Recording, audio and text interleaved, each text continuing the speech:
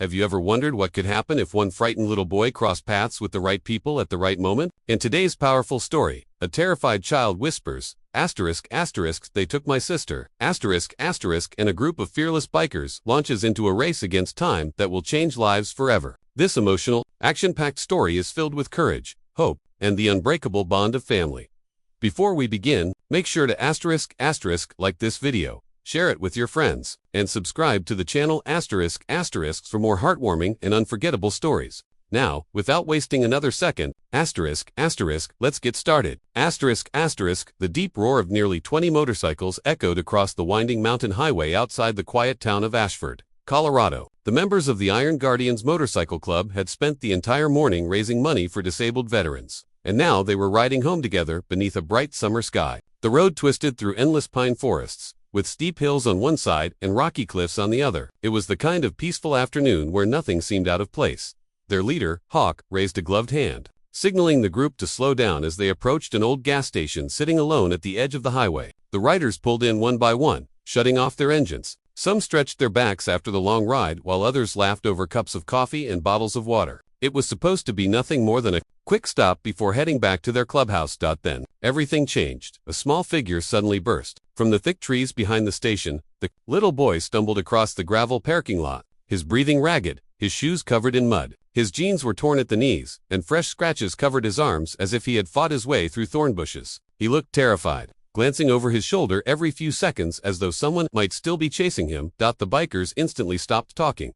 Without thinking, Hawk stepped forward. The boy reached him, grabbed the front of Hawk's leather vest with shaking hands, and tried to speak. At first, no words came out. His chest rose and fell rapidly as tears streamed down his dirty face. Finally, barely above a whisper, he managed to say, They took my sister." Silence filled the parking lot. Every biker exchanged worried glances. Hawk immediately knelt, so he was eye level with the frightened child. His rough voice softened. "You're safe now, buddy. Take a deep breath. What's your name?" "Ethan," the boy answered, wiping tears from his face with a trembling sleeve. "Okay, Ethan, I'm Hawk. Tell me exactly what happened." The boy swallowed hard before pointing toward the forest behind the station. "My sister Lily, she's 10. We were fishing with Grandpa at Willow Creek.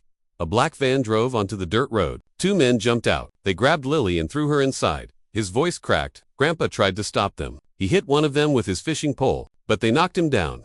The words hit every biker like a punch. One rider immediately pulled out his phone and called 911, calmly giving the dispatcher their location and explaining that a child had been kidnapped. Another biker hurried toward the wooded trail with a first aid kit, hoping Ethan's grandfather was still alive. Hawk kept questioning Ethan carefully. "Did you see which way they drove?" Ethan nodded quickly. "They went down the old logging road. I hid behind some rocks until they left. Then I ran as fast as I could." One of the older bikers unfolded a county map from his saddlebag. "There are only 3 roads out of those woods," he said. "If they're still inside the forest, we can cut them off before they reach Highway 24. Hawk looked at the men surrounding him. Nobody had to say a word. Every rider already knew what needed to be done. "The sheriff's coming," Hawk said, "but we can't waste 10 minutes waiting if that little girl is still out there." The Iron Guardians quickly divided into teams. Half of the riders stayed behind with Ethan, helping search for his injured grandfather while waiting for emergency crews. The rest started their motorcycles and headed toward the network of narrow logging roads that crisscrossed the forest. Within minutes, the peaceful woods were filled with the thunder of powerful engines. The bikers knew these back roads better than anyone. Many of them hunted, camped, and volunteered for search and rescue missions in these mountains. If the kidnappers thought they could disappear into the forest, they had chosen the wrong place. A few miles down the first trail, Hawk spotted fresh tire tracks pressed deep into the soft mud. "They're recent," he said into his helmet radio. "Maybe 15 minutes old." The riders spread out, carefully following every clue. Broken branches hung low beside the trail. A child's pink ribbon lay tangled in a bush. Then another biker slowed beside a muddy ditch. "Hawk," he called over the radio. "Come look at this." Half in the dirt was a small stuffed rabbit with one floppy ear. Ethan had mentioned Lily never went anywhere without it. Hawk picked it up carefully and clenched his jaw. "We're close."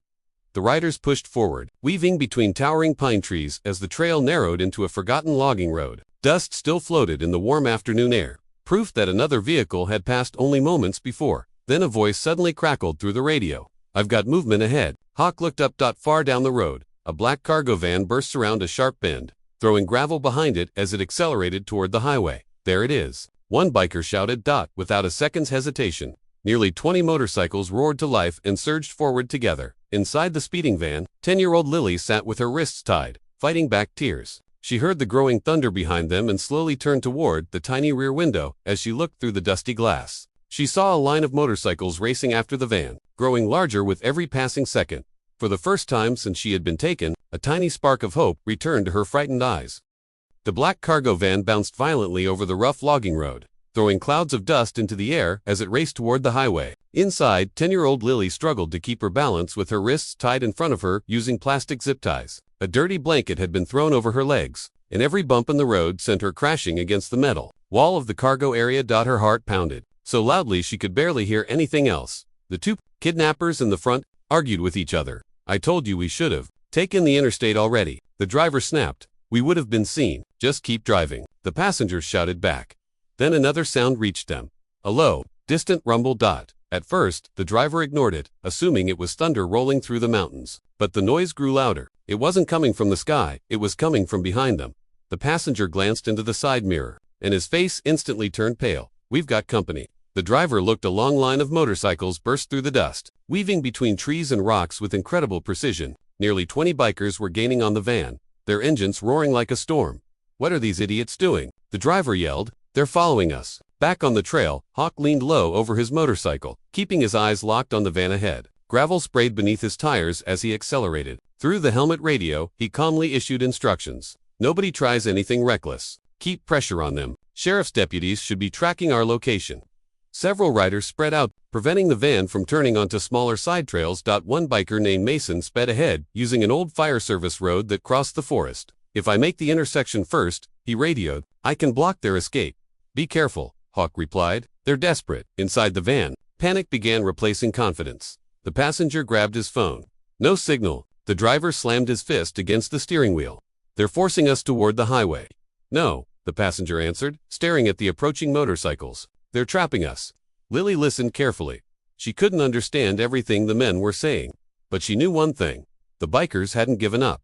Quietly, she shifted closer to the rear doors. Her grandfather had always taught her to stay calm during emergencies and look for opportunities instead of giving in to fear. As the van hit another pothole, one of the loose metal latches on the back door rattled. Lily noticed it immediately. The latch wasn't completely locked.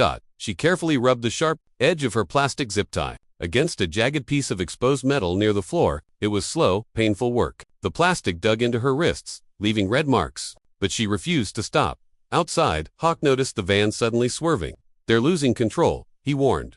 Just then, Mason's voice came over the radio. "I'm at the intersection." The kidnappers rounded the next bend and slammed on the brakes. One motorcycle was parked sideways across the narrow road. The driver jerked the steering wheel hard to avoid hitting it. The van skidded sideways across loose gravel before crashing into a fallen tree with a deafening crunch. Smoke poured from beneath the crumpled hood before the kidnappers could react. Motorcycles surrounded the van from every direction. The Iron Guardians formed a solid circle, leaving no possible escape. The passenger threw open his door and tried to run into the woods. He made it less than 20 feet before 3 bikers cut him off. "Don't do it," one of them warned. The man ignored them. He lunged toward the trees. Within seconds, 2 riders tackled him safely to the ground and held him there until law enforcement arrived. The driver attempted to restart the damaged van, but the engine only sputtered and died. Hawk walked steadily toward the driver's door. "It's over," he said firmly. The driver looked around. 20 determined bikers stood silently around the van. Every escape route had disappeared. Knowing he had nowhere left to run, he slowly raised his hands and stepped out of the vehicle. At that exact moment, Hawk hurried to the rear doors. His hands pulled the damaged latch open. Inside sat Lily, frightened and exhausted, but alive. For a second, neither of them spoke. Then, the little girl burst into tears. Hawk gently removed the zip ties from her wrists and wrapped his riding jacket around her shoulders. "You're safe now," he said softly. Lily looked up at the circle of bikers standing around the van, many of them smiling with relief. "They really came for me," she whispered. Hawk smiled warmly. "They sure did." In the distance, the sound of approaching sheriff's sirens echoed through the mountains, growing louder with every passing second. The rescue was finally complete, but for the Iron Guardians, making sure Lily was reunited with her family was just as important as bringing the kidnappers to justice. The wail of sheriff's sirens echoed through the mountains as several patrol SUVs and an ambulance rushed onto the logging road. Red and blue lights flashed through the tall pine trees, illuminating the circle of motorcycles surrounding the crashed van. Deputy officers quickly secured both kidnappers, placing them in handcuffs without further resistance. Sheriff Daniel Carter stepped out of his vehicle and took one look at the scene. "Folks certainly know how to keep busy," he said with a grateful smile.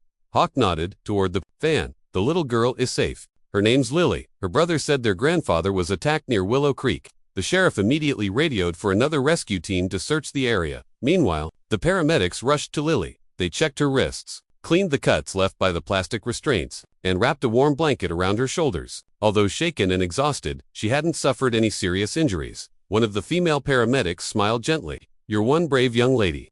Lily managed a small smile, but her eyes kept searching for Hawk. When he walked over, she reached out and hugged him tightly. "Thank you," she whispered through tears. Hawk awkwardly returned the hug.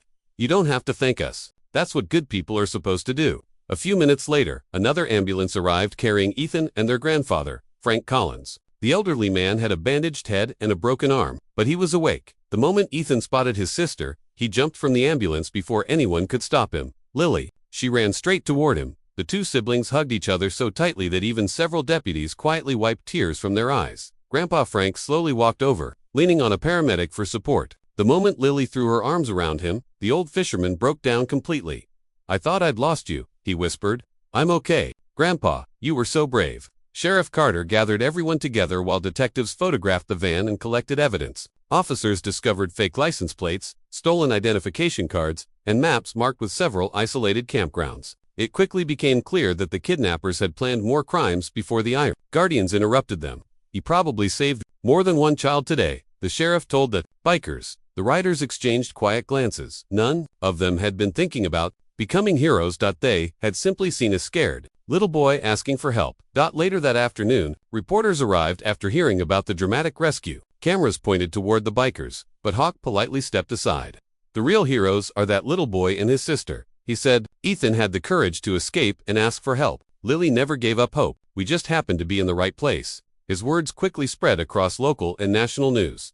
Within days, people across the country were praising the Iron Guardians Motorcycle Club for their courage, teamwork, and compassion. Thousands of messages poured into the club's social media pages. Parents thanked them for reminding everyone that strangers can sometimes become guardians when it matters most. A week later, the town of Ashford organized a community celebration in the local park. Hundreds of residents gathered, waving American flags as the Iron Guardians rode slowly through the streets. Instead of loud cheers, many people simply stood and applauded. Some veterans saluted, others wiped tears from their eyes. Mayor Susan Reynolds stepped onto the stage, holding a framed certificate. "Today, we honor ordinary people who chose extraordinary courage." One by one, every biker received a medal of appreciation from the town. Then the mayor called Ethan and Lily onto the stage. The crowd erupted into applause. Lily held Hawk's hand as she stepped to the microphone. She looked nervous, but after taking a deep breath, she spoke clearly. "When I was in that van, I thought nobody would find me. Then I heard motorcycles. I didn't know who they were, but I knew they weren't giving up." She turned toward the Iron Guardians. "You didn't even know us, but you still came." Many people in the audience couldn't hold back their tears. Grandpa Frank smiled proudly beside his grandchildren. "You boys gave my family another chance," he said to the bikers. "I'll spend the rest of my life being grateful." Before everyone left, Lily reached into her backpack and pulled out a small handmade drawing. It showed 20 motorcycles racing through the forest, beneath a bright blue sky. At the center stood two children holding hands, surrounded by smiling riders wearing leather vests. Across the top, written in colorful crayons, were the words, ****, not all heroes wear capes. Some wear helmets. ****. Hawk carefully accepted the picture and promised it would hang forever inside the Iron Guardians Clubhouse. Months later, every rider who walked through those clubhouse doors would stop for a moment to look at that drawing. It wasn't the medals,